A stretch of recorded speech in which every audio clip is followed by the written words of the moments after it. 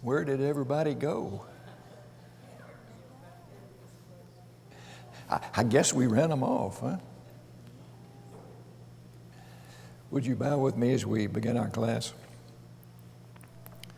Father, we come before you this morning. We ask that you be with us as we study your word. Help us to know and understand those things that you would have us to do and to live by. We know that sometimes some of the things that we read are difficult, and help us in that understanding. Through Jesus we pray. Amen. Last week I covered a lot of material in the period between the first and the second bell. And in thinking about some of that over the week, I really think it'd be beneficial for us to go back and look at some details, especially at the very beginning of David's rule, where he is trying to consolidate his power. There's just a lot of things in there that I think if we understand, we will have a lot better understanding of the events that are going to follow. And I want to focus on the tensions and the things that happen between tribes, specifically the northern and the southern kingdom.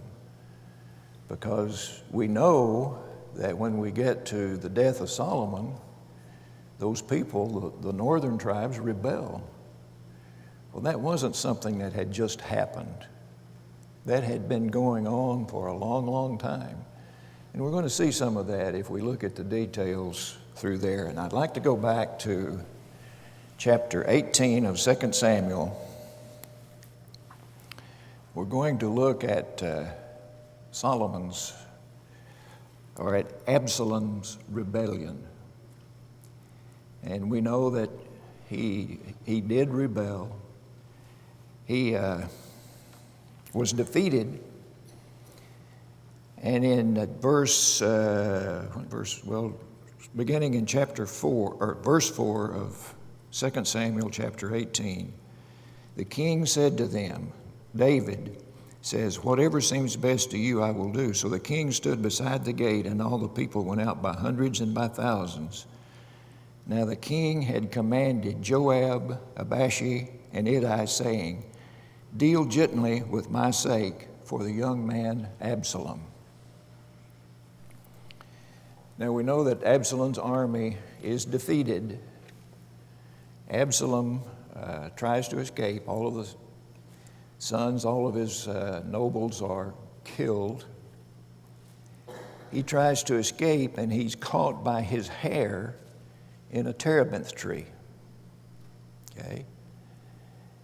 Now earlier, we didn't read it, but we were told that he had quite a head full of hair, that he only cut it once a year, and when he cut it, it weighed 200 shekels. So he had a massive head of hair, and it got tangled in a terebinth tree, and he's held suspended. Well, some people see that, and they run and tell Joab. Joab has been told to deal gently with him. But in verse 14 of that same chapter, he said, I cannot linger with you. And he took 3 spears in his hand and thrust them through Absalom's heart while he was still alive in the midst of the terebinth tree. So this is really a mark against Joab, I suppose, because when David hears that Absalom is dead, in verse 33 of that same chapter, then the king was deeply moved and went up to the chamber over the gate and wept. And as he went, he said thus, O my son Absalom, my son Absalom, if only I had died in your place. O Absalom, my son Absalom. And Joab was told, behold, the king is weeping and mourning for Absalom. So the victory for that day was turned into mourning for all the people. For the people heard it and said that day, the king is grieved for his son. And the people stole back into the city that day as people who are ashamed steal away when they flee in battle. But the king covered his face, and the king cried out with a loud voice, O my son Absalom, O Absalom, my son. Joab is a pretty insolent person here because he does a real smackdown of David.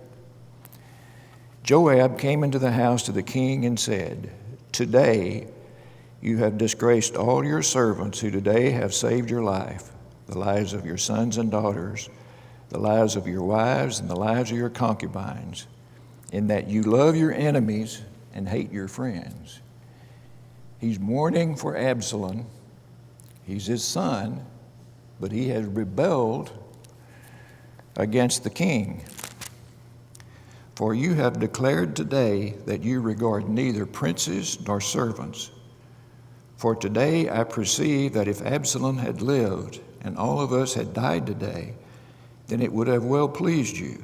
Now therefore, arise, go out and speak comfort to your servants.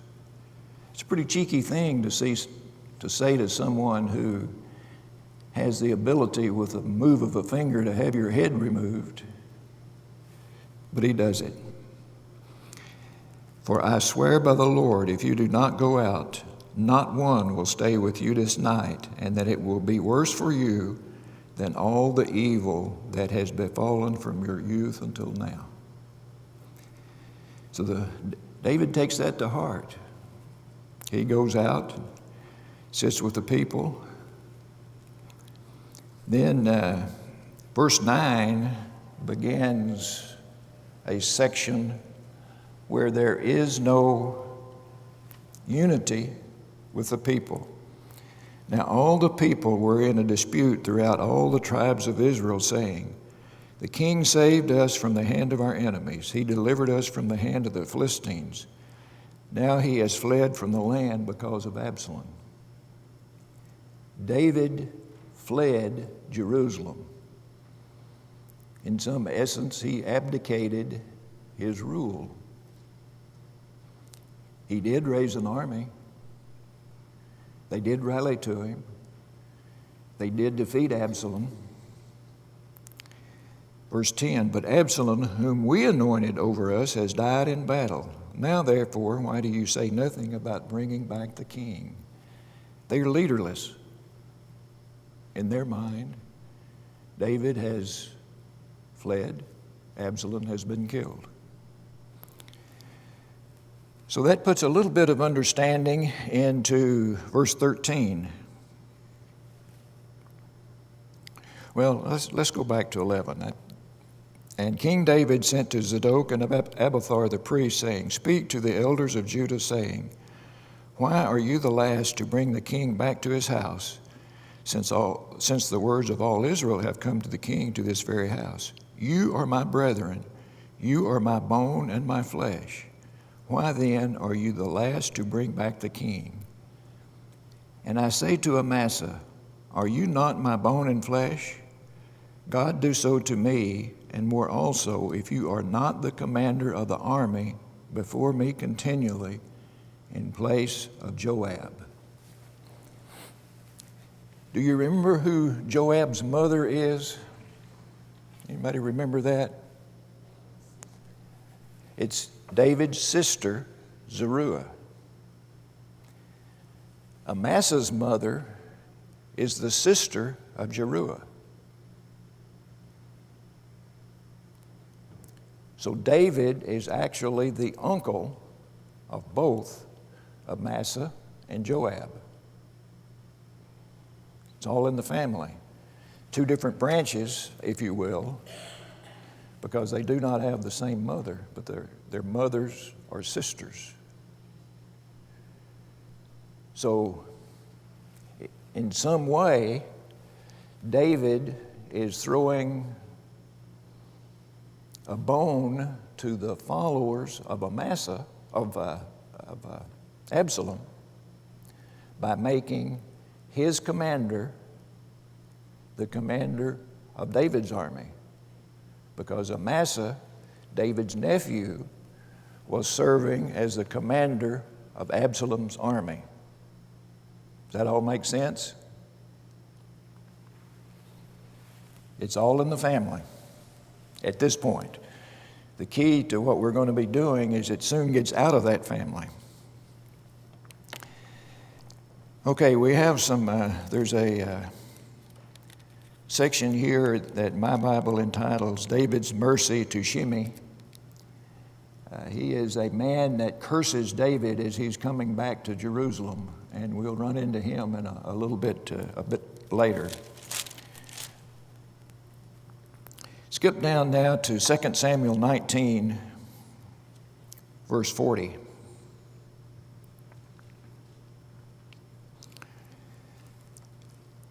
Now the king went on to Gilgal, and Chimham went with him, and all the people of Judah escorted the king.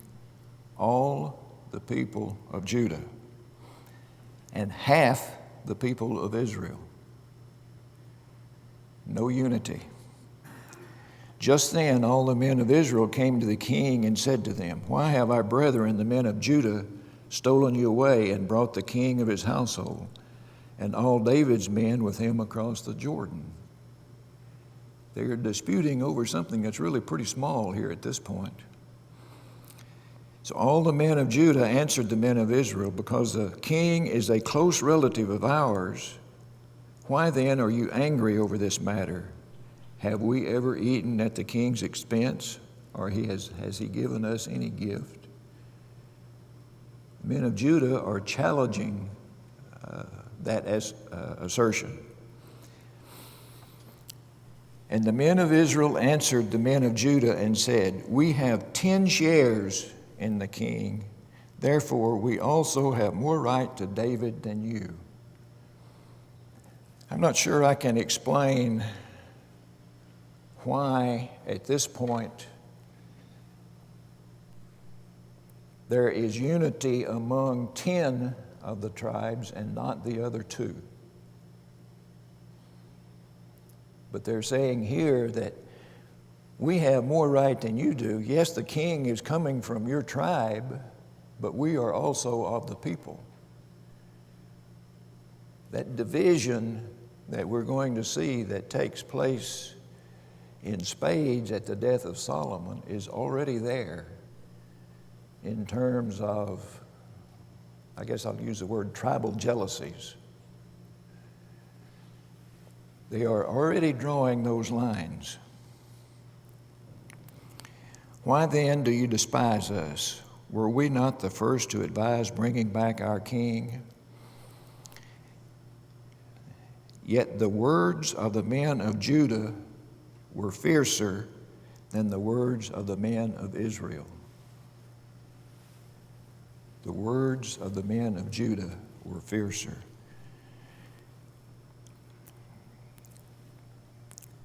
Verse 20, or chapter 20, starts an account of another division.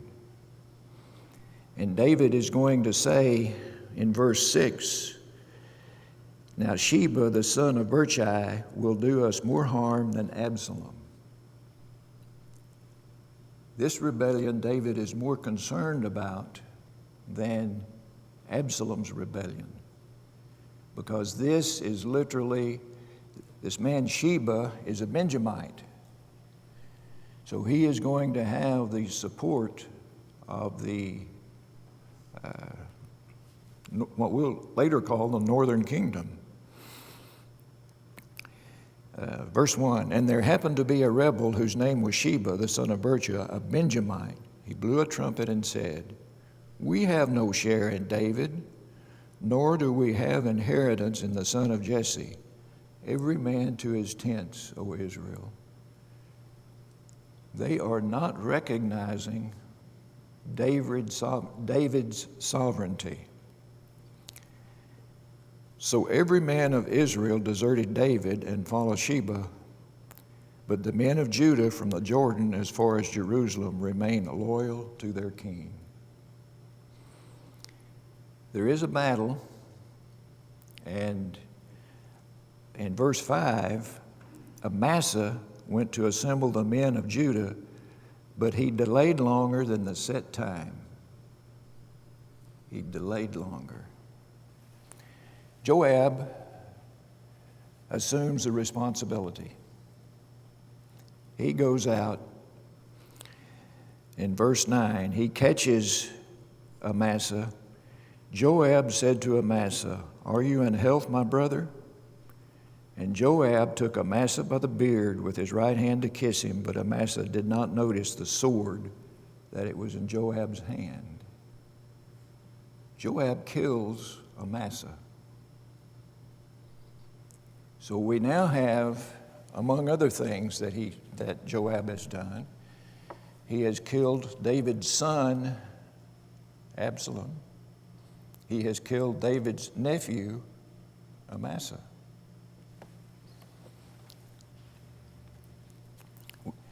We see as we go forward that Sheba is defeated. In fact, he is being besieged in a city, and the people take Sheba, cut his head off, and throw it over the wall to Joab. That rebellion is then put down. Well, let's skip over to really the end of the chapter, or the end of the book, chapter 24.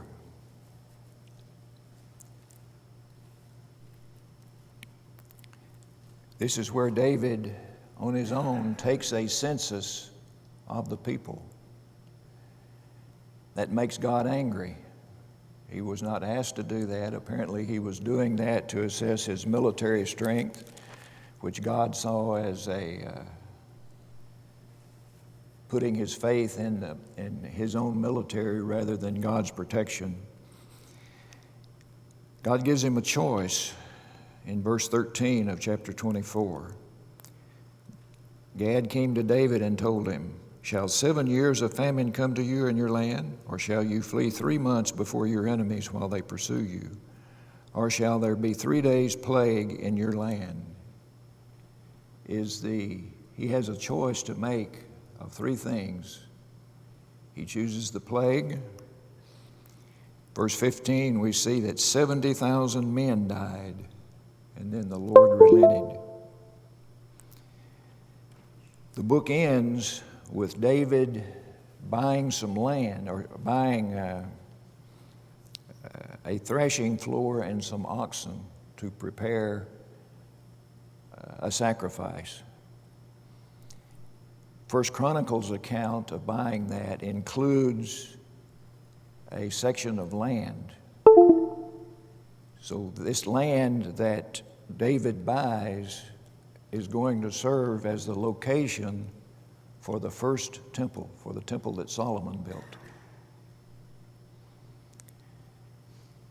So that ends the book of Samuel, and pretty much we're going to go next into Solomon's rule.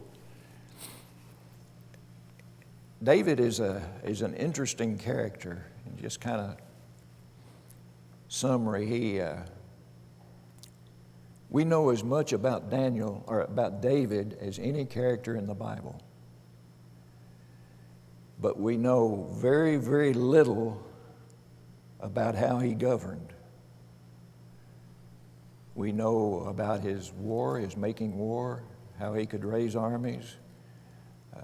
We know that when David did wrong, and he did a lot of things wrong, but when confronted, he always took responsibility. But we just don't know much about how he governed. It's going to end most of the war. Solomon has some difficulty, but very little. Solomon is going to rule in the time of peace, where David's rule was characterized by war. But remember, we have not seen any outside influences. By outside, I mean outside the land of Greater Canaan. There has not been any interference from the traditional powers, from Egypt, Assyria, the greater Mesopotamian area. We have not seen any influence from outside since the first judge. When the first judge took over, God raised up some Mesopotamians to come into the land. But David's activity was limited to the greater Canaan area. We're not going to see that change until we really get over past Solomon. It's going to be a period of quiet on the international scale. Any thoughts? We've still skipped a lot of material that we know about David, but any thoughts and ideas about David? Or anything else we've covered?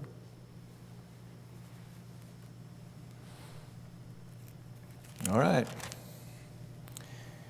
We'll turn now to 1 Kings.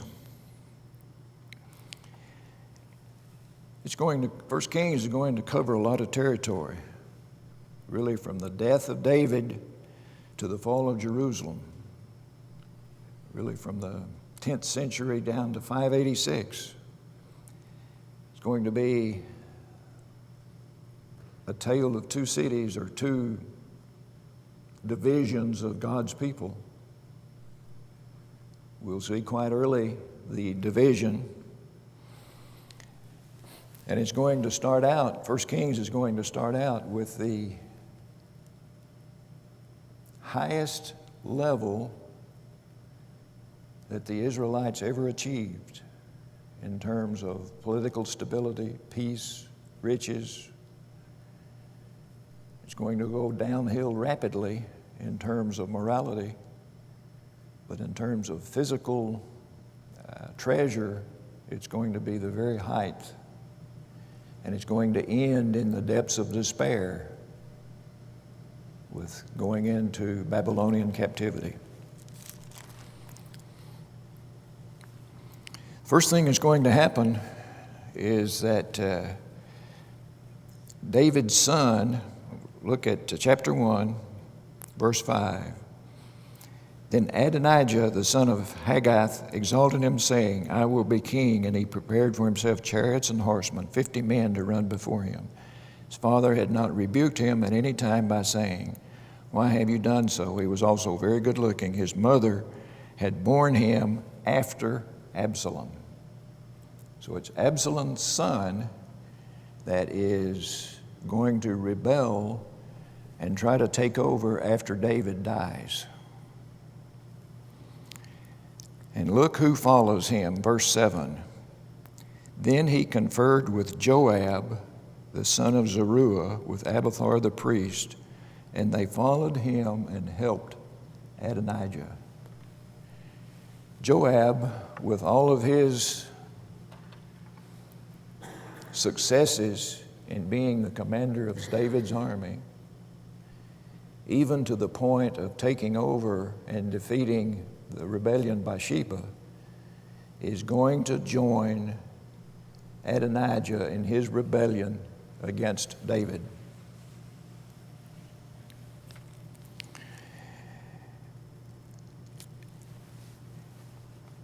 Adonijah raises an army, but the prophet Nathan hears about what's going on. They're doing all this behind David's back. Nathan hears about it, and he and Bathsheba conspire to let him know what is happening. So David proclaims publicly that Solomon is going to be king. And in verse 34 is the culmination of this. 1 Kings 1, verse 34. Zadok the priest and Nathan the prophet anointed him king over Israel, and this is a prophecy, and blow the horn and say, Long live King Solomon. Then you shall come up after him, and he shall come and sit on my throne, and he shall be king in my place. For I have appointed him to be ruler over Israel and Judah.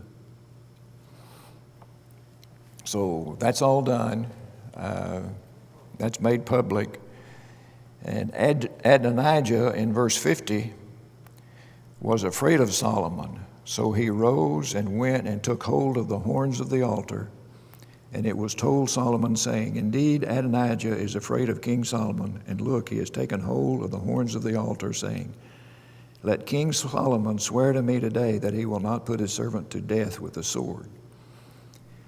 And Solomon says, If he proves himself a worthy man, not one hair of him shall fall to the earth. But if wickedness is found in him, he shall die.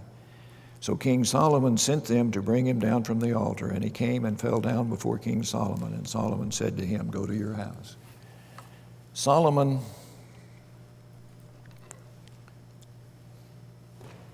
in some way, I guess we could say, forgives Adonijah for this rebellion. Doesn't have him killed. Does Adonijah have any claim to the throne?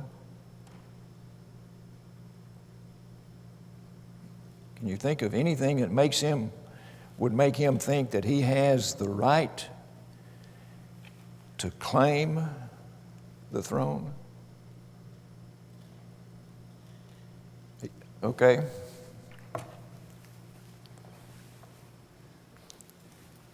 Ralph's back there.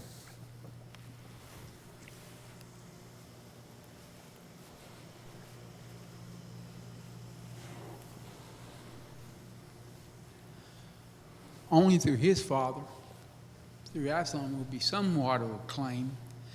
But mainly I think it's because Joab thought he was going to be the next one. And maybe because Joab was supporting him, he had a claim that he could further. And plus the priest Abiathar began. I don't know who started this plot or why, but for some reason they thought that if they backed this young man, they might have an opportunity to put the king they wanted on it. And apparently there was some concern because the prophet told Solomon's mother that, let me go tell David this so you and your son won't die. I think Adonijah's problem was that he thought if he became king, he could get rid of the opposition. And that meant not good things for several people. And like I said, apparently it was in secret because David didn't know it. It might be that David didn't know a lot of things by this time, that he may not have been in the kind of health or the having the sagacity to know what was going on around him. But apparently once he is informed, he pops up and says, hey, maybe I'll take more interest in this. Yeah. And he made some changes. And they were quick. And thus Solomon was on the throne before you may said, huh? Yeah. And then Solomon is king. And Adonijah's fortunes fell real quick. Well, Adonijah, if he has I don't know, maybe you call it a social claim, he is the oldest surviving son of David. Solomon is a younger son.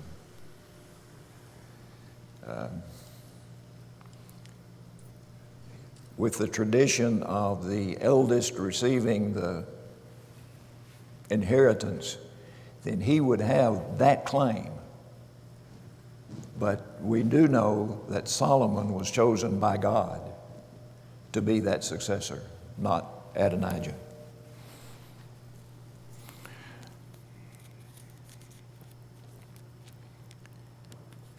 In chapter 2, David is giving instructions to Solomon. And one of the interesting statements, and we'll see this, and I will try to remember to emphasize this every time, but in what verse is that? Maybe the end of verse 3. If your sons take heed to their way, to walk before me in truth with all their heart and with all their soul, you shall not lack a man on the throne of Israel. Like all covenants, all promises, there is responsibility from both parties and that the promise that has been made to Abraham and all the way down has always had that promises. If your sons take heed, if you do what I tell you to do, then this will all occur. Verse 5, moreover you know also that what Joab the son of Zeruiah did to me, and what he did to the two commanders of the armies of Israel, to Abner the son of Ner, to Amasa the son of Jether whom he killed. He shed the blood of war in peacetime, and put the blood of war on his belt that was around his waist, and on his sandals that were on his feet. Therefore do according to your wisdom. Do not let his gray hair go down to the grave in peace. Well, we're going to see that Joab is killed. But show kindness to the sons of Barzillai the Gilead, and let them be among those who eat at your table. For so they came to me when I fled from Absalom your brother. Deal with Joab as you see fit, but respect the sons of Barzillai. And here's that name Shimei that we saw earlier. He is the man who cursed David when he was returning from across the Jordan to come back to Jerusalem after the rebellion. And see, you have with you Shimei, the son of Gera, a Benjamite, who cursed me with a malicious curse in the day when I went to Mahanaim. But he came down to meet me at the Jordan, and I swore to him by the Lord, saying, I will not put to death with the sword. Now therefore do not hold him guiltless, for you are a wise man and know what you ought to do with him. But bring his gray hair down to the grave with blood. Shimei is going to be put under, I guess, house arrest. He's not to leave Jerusalem. He has two slaves that escape. He chases after those slaves, and Solomon has him killed because of leaving Jerusalem. And we see the death of David. Adonijah has been paroled, if you will, but he comes up with a request to have one of David's concubines as a wife. He requests Bathsheba to go into David with that request. She does. David takes that as Solomon takes that as another try to establish credibility as a king by going into one of the king's wives. So King Solomon sent by the hand of Benaiah the son of Jehoiada, and he struck him down and he died. He kills Adonijah. Abiathar is the priest that joined the rebellion. He is exiled. Joab hears about all of this, so in verse 28 of chapter 2, the news came to Joab, for Joab had defected to Adonijah, though he had not defected to Absalom. Joab fled to the tabernacle of the Lord and took hold of the horns of the altar. And King Solomon was told, Joab has fled to the tabernacle of the Lord, and there he is by the altar. Solomon says, kill him anyway. So that is done. Do as he has said, strike him down and bury him, that you may take away from me, from the house of my father, the innocent blood which Joab said. And then following that is the story that I told you about Shimei being executed. Chapter 3, Solomon asked for wisdom.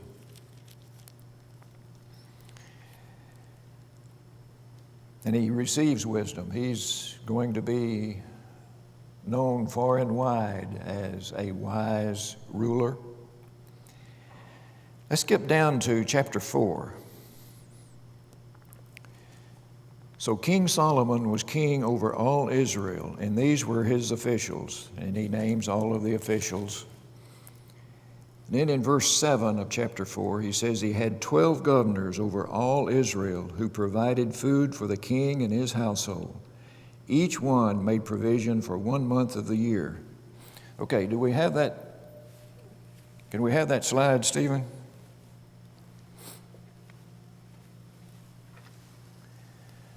Okay, oops, got some of my scribbling on it.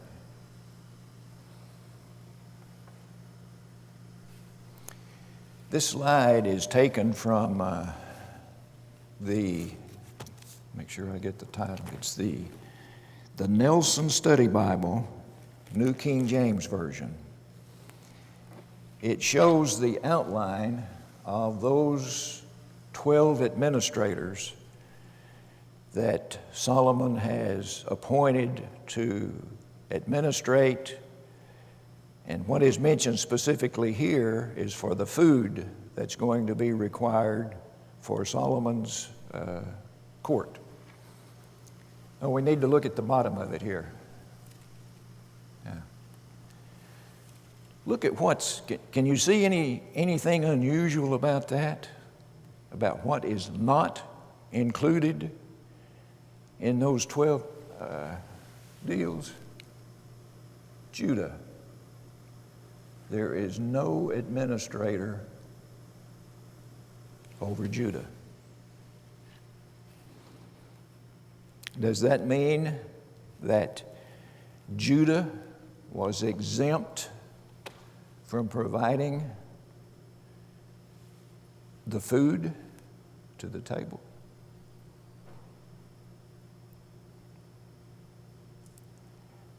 If this map is true, I think it does.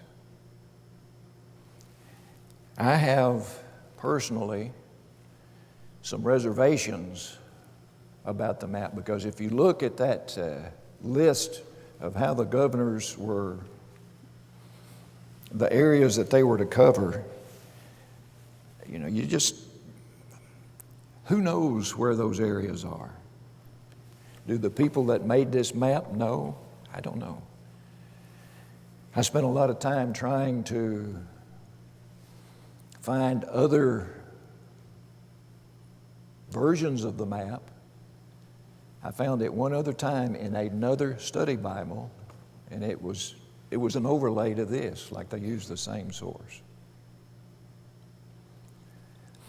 I do think there is a lot of circumstantial evidence that Judah was not treated like the other tribes in terms of taxes, labor conscription and all that. But I certainly cannot say that Judah was totally exempt. I think that's maybe some circumstantial evidence that they were treated differently. But I personally can't just pound the table and say, yes, they were. That makes sense. Probably something I shouldn't even brought up. But I do believe that Judah was treated a lot differently because the king, that was his tribe. So, Ralph, you have any thoughts on that?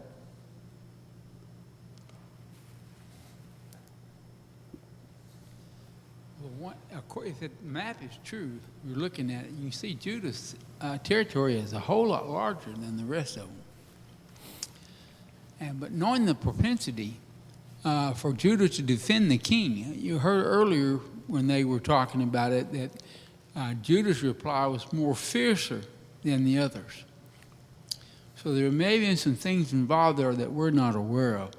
I'm sure they probably added to the standing army that was around the king. There's probably more people from Judah was in it. You know that the other groups were also added to it, but in the things that you saw happen, it seemed like it was Judah that was bore the brunt of taking care of the king, conducting him and watching over him.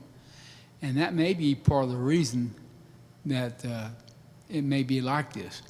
But Solomon, in his wisdom, would not have made the burden to Judah lighter than he would the rest of them. That would Wouldn't have think so, fomented, would you? Yeah. that would have fomented an instant rebellion. But over a period of time, we know that there was increasing discontent with some kind of a difference between them, because it would end up being that those people who said, we have 10 shares of the king, took their 10 shares and left. And by the time Solomon had passed. Yeah. Yeah, you would. That's one of the points I was going to make, is with Solomon having the wisdom that he was given, would he have just totally exempted Judah from the taxes and all that? You wouldn't think so. Just would not think so. Stephen, if you would bring the writing down now. Yeah. You can't read. I'll just read out of my Bible if I can find it.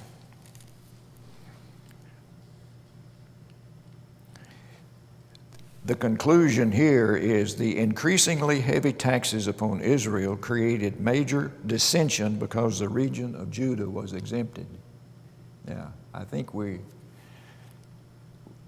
talked about that. We can't really say that for sure.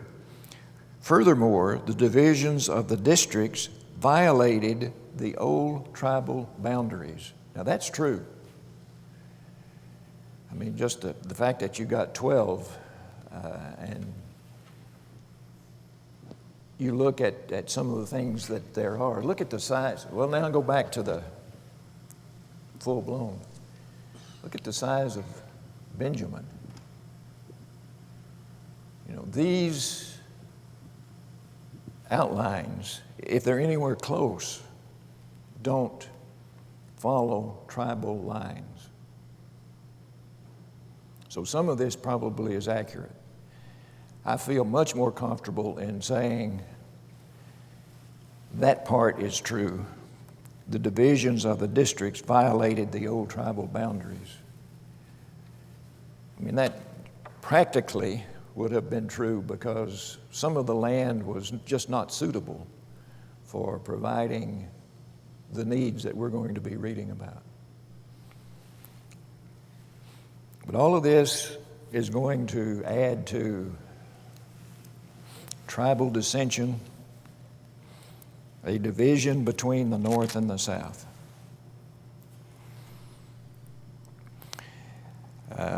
Verse 20, Judah and Israel were as numerous as the sand by the sea in multitude, eating and drinking and rejoicing.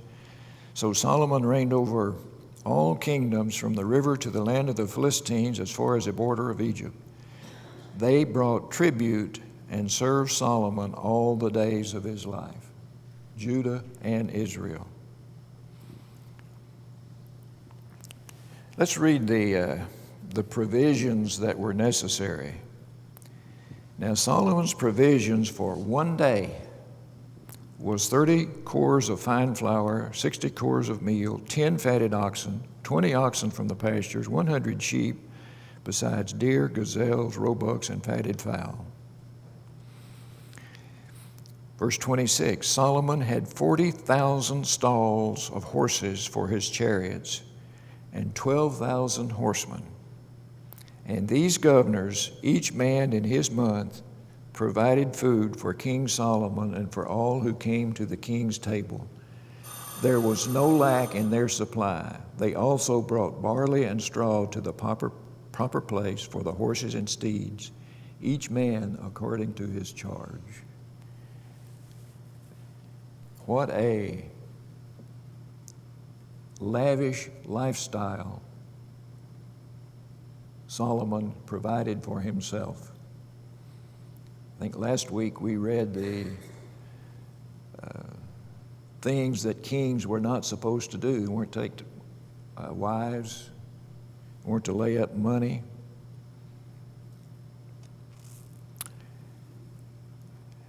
Solomon spoke 3,000 proverbs, and his songs were 1,005. Just an amazing builder. Some things that, verse 10 of chapter 5, Hiram gave Solomon cedar and cypress logs according to all his desire.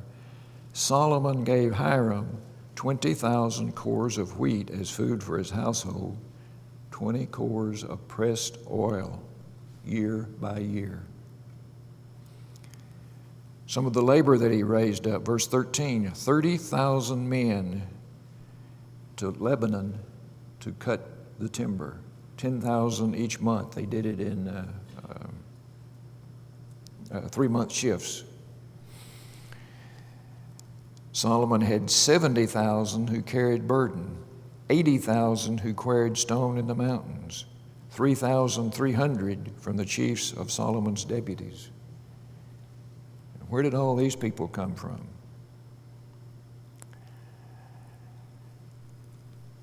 Solomon in chapter 6 is beginning to build the temple. And it came to pass 480th year after the children of Israel had come out of Egypt. That's one of the statements that we're beginning to get into more and more historical record, archaeological record, so that dates can be a little more firmly established. And this is one of the statements that is used to go back into the earlier times.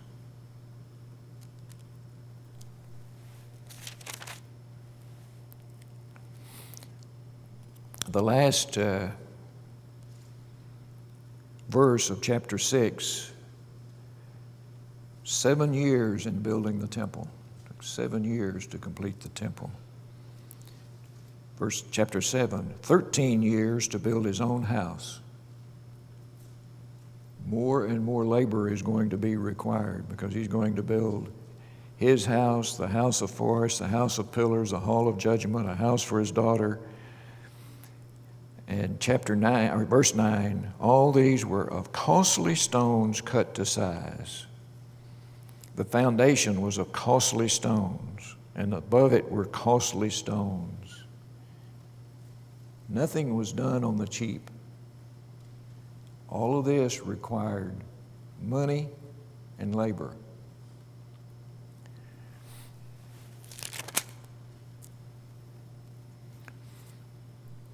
Chapter 8, temple is completed, the ark is brought into the temple, and in verse 10, and it came to pass when the priest came out of the holy place that the cloud filled the house of the Lord, so that the priest could not continue ministering because of the cloud, for the glory of the Lord filled the house of the Lord. Where we see the Lord coming in. Going to be a section here on the temple and his speech and all that, but skip down to chapter 9.